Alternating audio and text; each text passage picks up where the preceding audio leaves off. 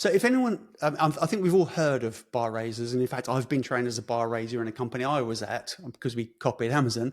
But if anybody hasn't heard of bar raising, what does that mean? So BarRaiser is a program that started very early on at Amazon. So I joined Amazon in 1999, and a bar raiser is you could say it's a quality control function. It is a leader who has been trained as a bar raiser, and every single person hired at Amazon has to have a bar raiser in the loop who is not in the hiring team. And that brings a sense of objectivity. So, and by the way, I haven't been at Amazon in 10 or 11 years. So they may well have changed it, but this is when I had exited. And less than, I think, a 0.5% of all employees at Amazon were trained as bar raisers. So it was quite an honor to be trained and selected.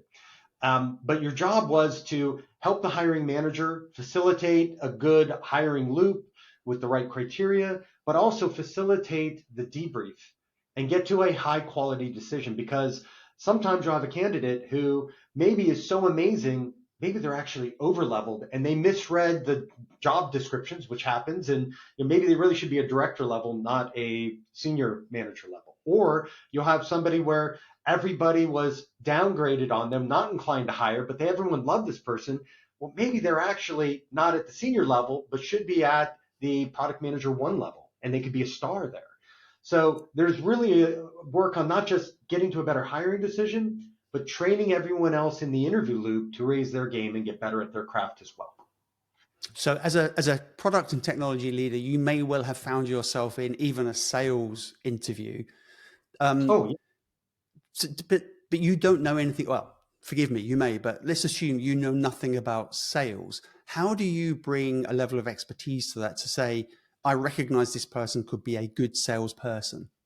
So this is where the criteria that gets assigned to each interviewer is important. So there's a number of criteria you may care about. We care about the functional expertise of the role. We may care about domain expertise in the space, but we also care about delivers results, communication. We care about customer obsession, data driven, all sorts of other criteria that might matter. So the hiring manager, when they assign the criteria, if the bar raiser is not a specialist in that function, then you assign them criteria that are more universal, like their Right. ability to communicate, their ability to collaborate.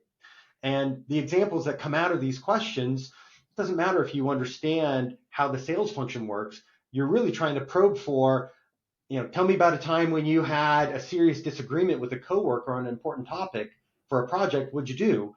This is about people at that point. And Right. so a bar raiser is qualified to do that. Right.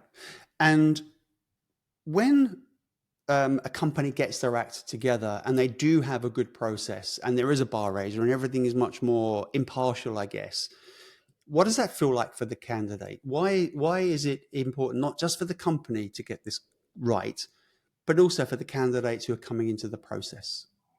So I think it's important for the candidate because the better everyone is at the craft on the interview loop, the smoother it should be for the candidate. And you won't have any of these problems like, oh, as an interviewer, I didn't manage the time well and I ran out of time. And sorry, you didn't get to ask questions at the end, candidate.